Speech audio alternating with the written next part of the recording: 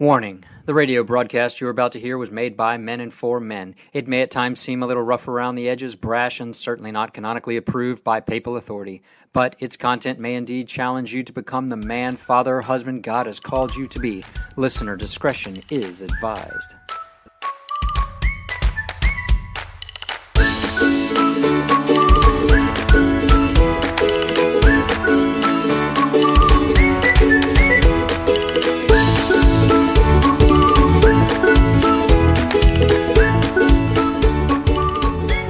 Welcome to another week of The Obligation. My name is Jason Murphy, and I hope you're all having a fantastic week. On this episode, we are sitting down with local author Charles Fraune. Charles is the author of several books, including his latest, Slaying Dragons, What Exorcists See and What We Should Know.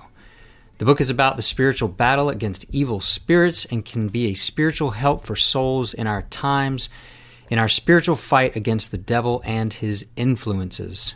Charles, welcome to The Obligation. Thanks. Yeah, thanks for having me on.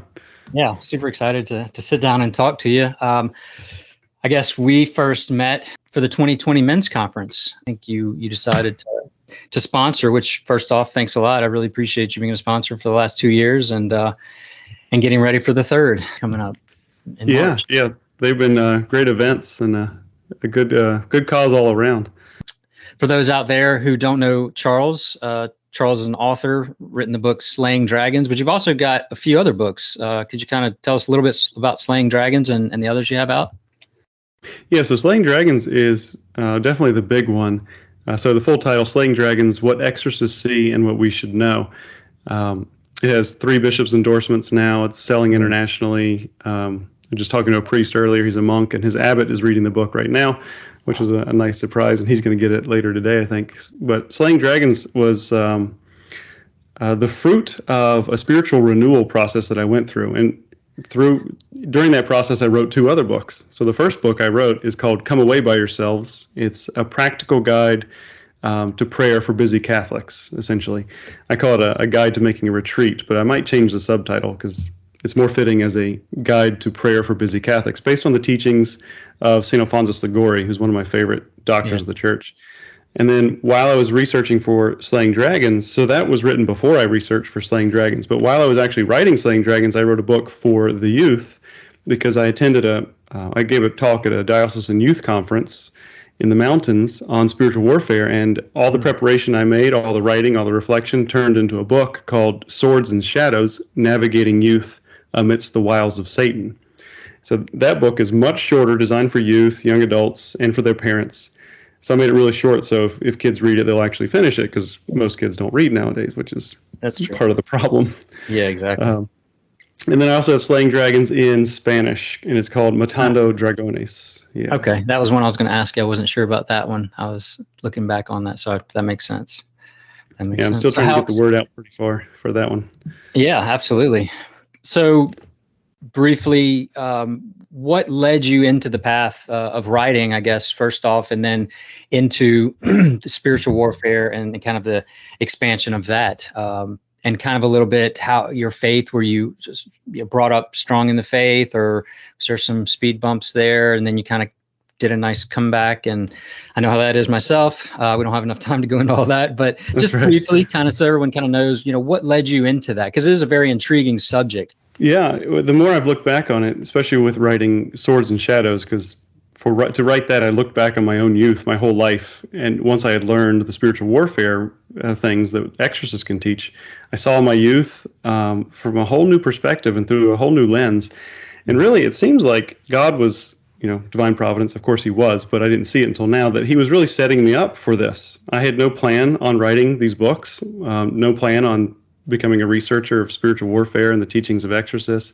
But I think God did. I think that was what God was leading me toward my whole life. So growing up, I was a nominal Catholic too. My mom was Presbyterian. She converted when I was a senior in high school, but I didn't appreciate it. I was not clued in, didn't get it, didn't care. But we saw the positive effects. I have one brother, he and I both saw the change in my mom when she converted. It just became so much more peaceful. It was tangible. It was manifested everywhere. It was great. But I didn't put two and two together. and realized, wow, the Catholic faith is really powerful. I didn't make that connection. My dad was Catholic, but he worked so much, I think that took a toll on his ability to hand down the faith to us, which is a burden every father has to fight against, is being overworked and therefore not able to feed spiritually your family. So I was a nominal Catholic, didn't learn the rosary, didn't pray, didn't know how to pray, only prayed spontaneously, got led into a Protestant youth group in in high school, late high school, which was good in a way that it introduced me to God, but did not bring me anywhere. My faith did not change. My friends, our moral life did not change. Like, we were all hellbound.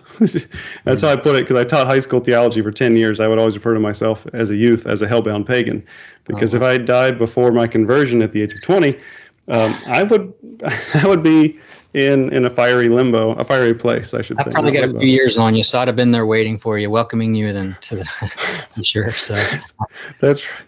So it was bad. My youth was bad, and in that regard, I was, not the worst person, but I still hellbound pagan. I did enough.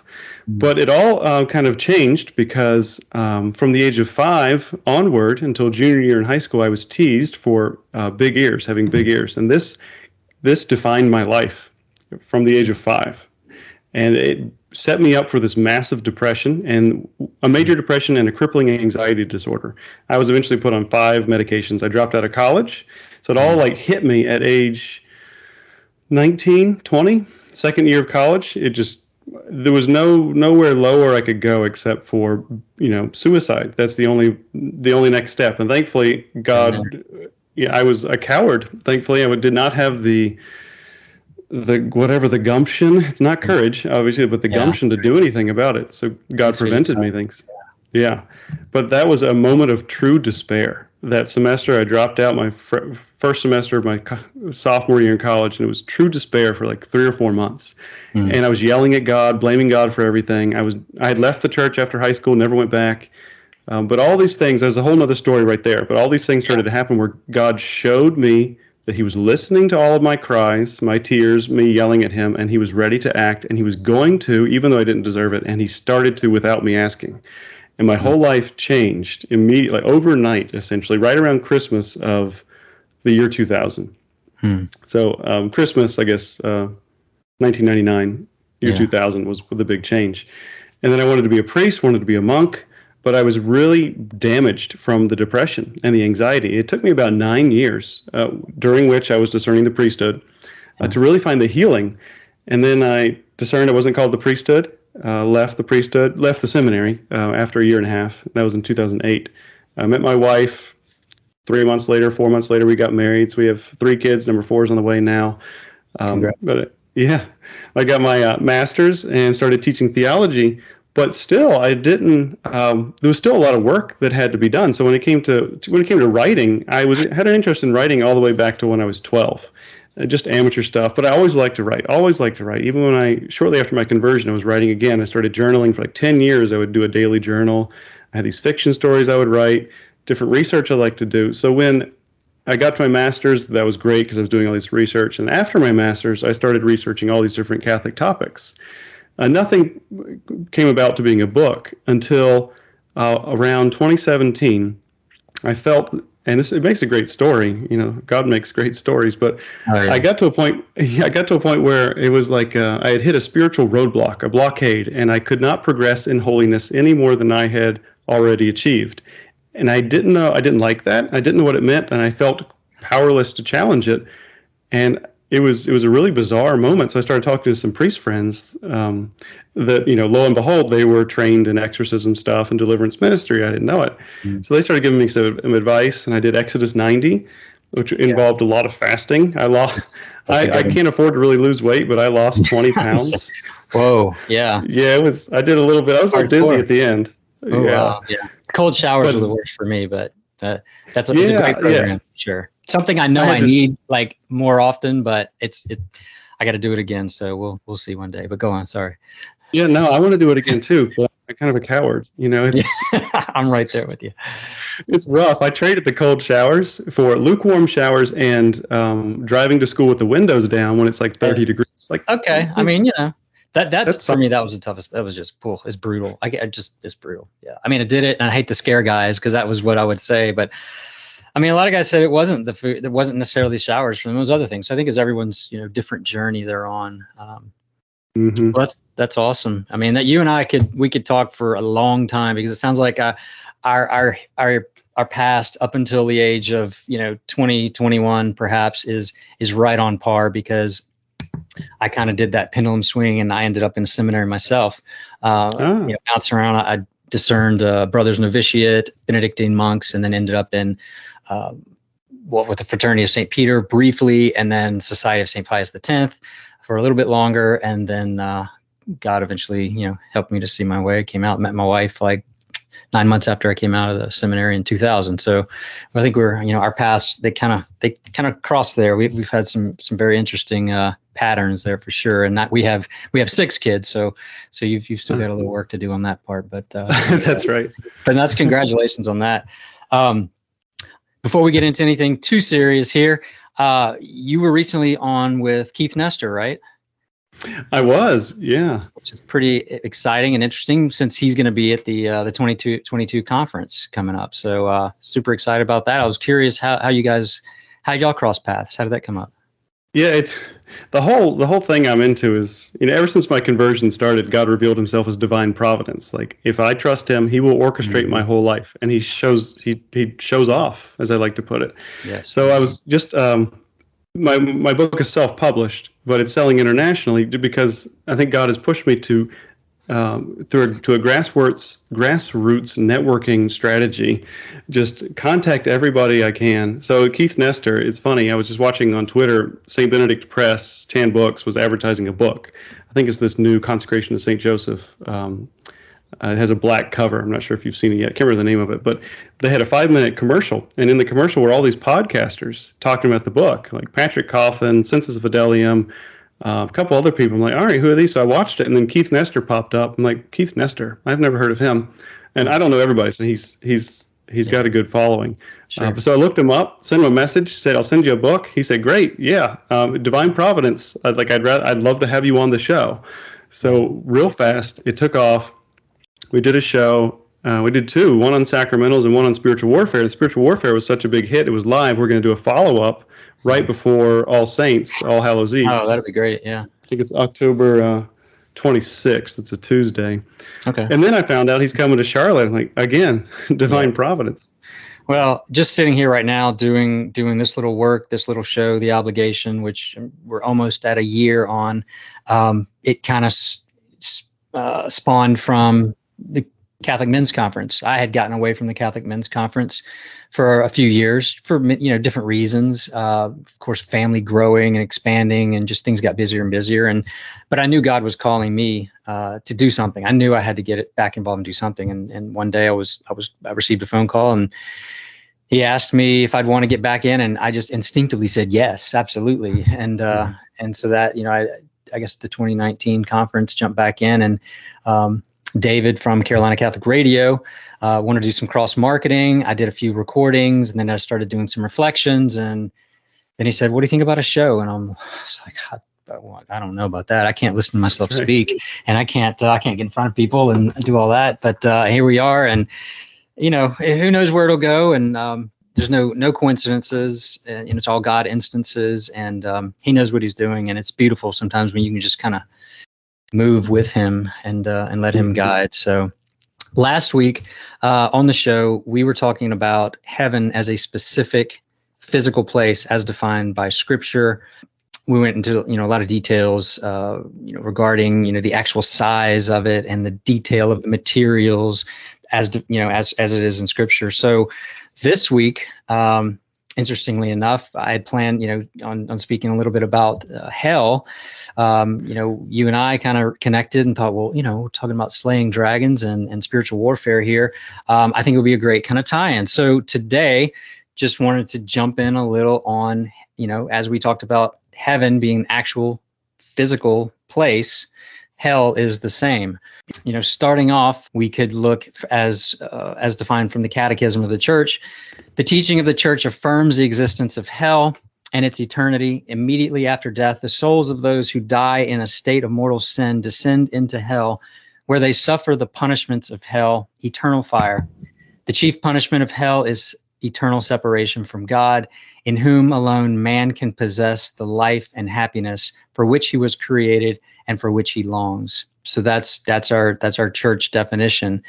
If you just go to Encyclopedia Britannica, in its archaic sense, the term hell refers to the underworld, a deep pit of or distant land of shadows where the dead are gathered. From the underworld come dreams, ghosts, and demons, and in its most terrible precincts, sinners pay. Some say eternally. I think we would say eternally. That's right. The penalty for their crimes. There is one piece of scripture that, when I think of hell, that always stands out. For me, thinking of the torments, it's when it's referred to throwing them into the blazing furnace, where there will be weeping and gnashing of teeth. Of course, we know there'll be weeping, but just that idea behind gnashing of teeth.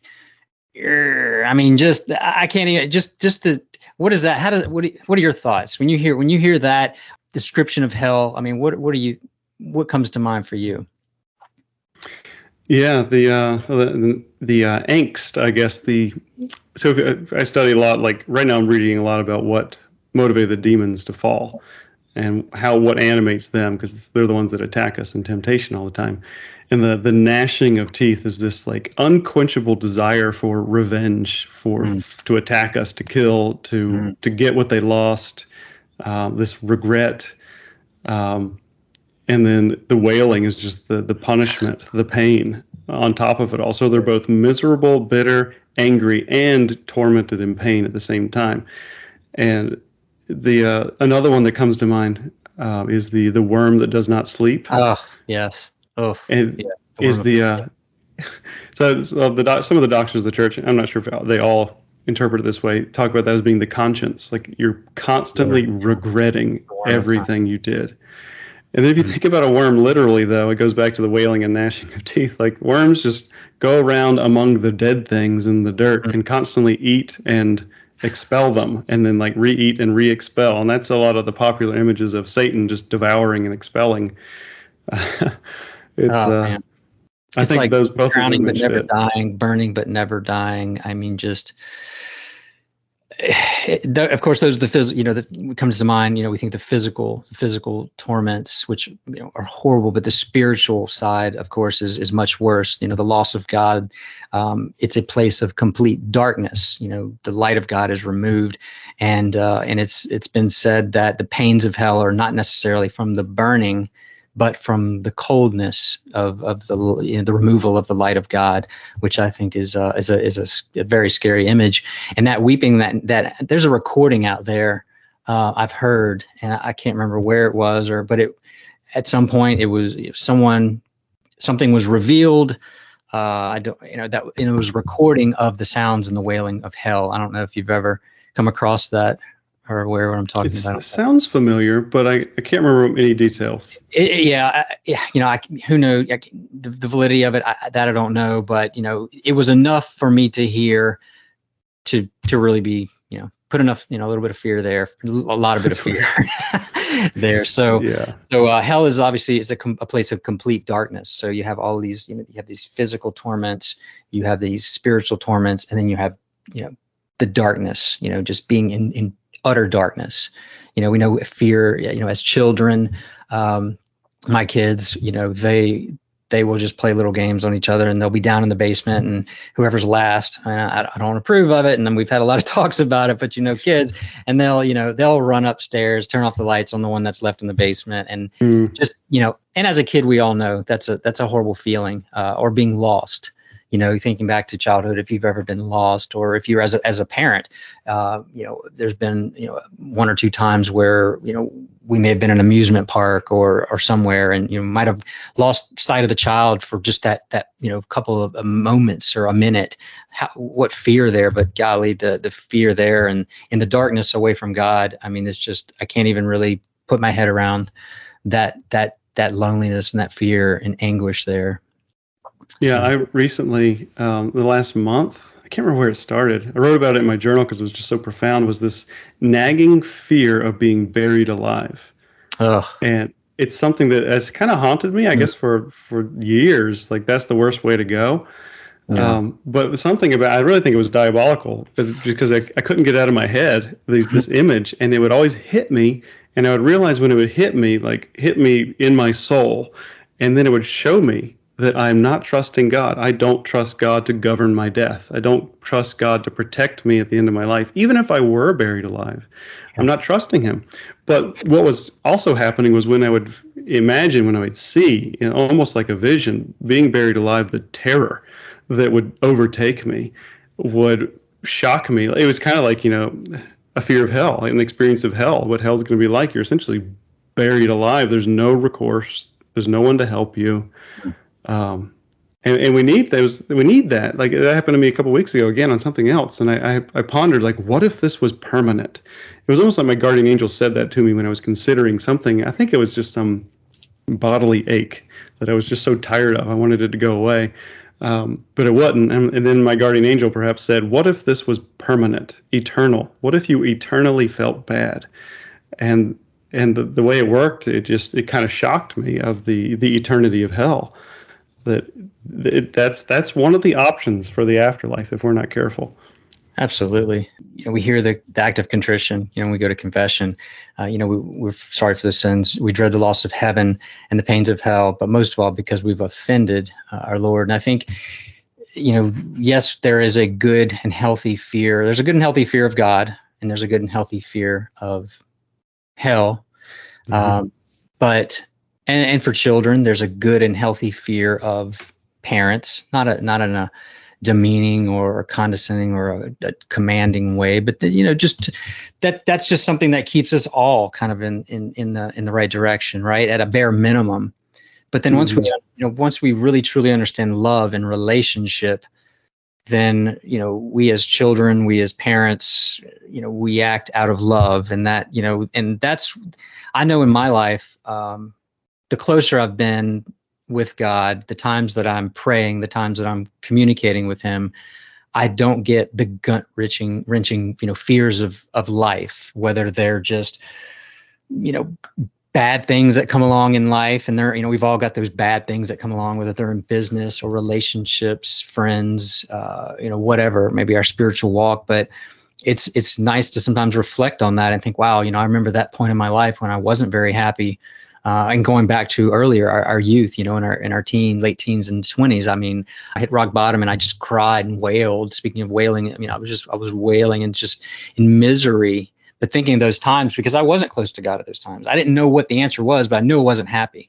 And so I had that. And I think, when we have that, we want to move further away from that. And the only way we move further away from that is union with God. So having that knowledge of it, I think it's good to have that fear and that reminder that it's there. But once we kind of understand the relationship and we move in a spirit of love, that all goes away, really. It really does. I can look at the times I'm closest with God and things are still a pain, and there's still burdens of life. And, I'm like, oh, I wish that wouldn't happen. And, wish things were a little bit better, but they're not gut wrenching, So. Yeah. All of our, like a vice and virtue conditioning, like when we trust God, we love him, we're in a relationship with him, we tend towards the virtues are growing, the virtues are inflamed. And if we stub our toe, even if we break our toe, when we stub it, like, it's painful, but we're not going to despair. We know God let it happen. Everything's going to be okay. It's just an earthly hindrance. But if we're in a state of distance from God and the vices are inflamed, we stub our toe, we're probably going to just curse and yell and punch the wall and think my life is over. This always happens to me. Like, why did you let this happen, God? So it really does condition our reactions, our instincts, our thoughts, our feelings, whether we're in a relationship with God or not. Yeah. And then I think as we start to understand that relationship and we move into that spirit of love, we also start to gain the knowledge of God in a way that, we can see what these things are coming, because they're all coming at us to pull us away from God. Ultimately, anything that's negative, anything that's bad, anything that's gut wrenching, it's there. So as Job, it's there to pull us away, to turn our backs on God. and like, I'm sure, you've shared, and, at the same time, we don't know where to direct that. So we direct it at this unknown God, that we, supposedly think is in control. But if we do indeed believe that, then all the more reason why we should be following him. So that's, it's an interesting perspective, because that, as you move closer to God, obviously the devil wants to intervene there and pull in. And thus, we do have, the demons and evil spirits that, when you are closer with God and you're seeing things in a pure, simple way as God sees them, you start to recognize what they are. And I think that's, I guess, a lot of the inspiration here with your book, as you've grown spiritually, starting to see those things. And I guess, I haven't had a chance to read Slaying Dragons yet. It is on my list. But, tell me a little bit, going into, some of the details, or, of how that envelops in the book. Yeah, one of the big things that I can't remember the list that I came up with early on, but there are 4 big aha moments when I was doing the research and writing the book. But one of them was fear. I used to have a real fear of demons, like how they worked. Not because I didn't know how they worked, but I thought they were like kind of unleashed, uncontrollable monsters, and if I went anywhere near them, they would harm me. So I had to be careful not to provoke them. Even like not trying to become super holy. I had this thought one time that I need to be careful not to become someone like Padre Pio, because I don't want the devil to attack me. I'm like, oh, that was a very, very bad thought. And I know my guardian angel convicted me as soon as I had that thought. I'm like, wow, that was dangerous. But one of the things that the book cleared up was that we must not only we don't have to, but we must not fear the demons. And this, I think, clarifies so much. Like, demons, people are interacting with the issue of the diabolical, whether they believe in demons or not, all the time. And you're either afraid of them, or you feel like God is going to protect you from them, and you're in a battle and you have the weapons and you can be at peace, and they're not going to mess with you unless you let them. So one of the big things in the book, it's a repeated theme, because exorcists talk about their interactions even with bishops. Like, it's all throughout the church. Like, people don't believe the devil exists, or they're afraid of him. Even some bishops are afraid to appoint an exorcist because they don't want the devil to come after them, like a retaliation. Like, that's like Father Amorth reported that, and then Father Gary Thomas, another exorcist, also said bishops have told him that they don't believe or they're afraid. I can't remember, or both.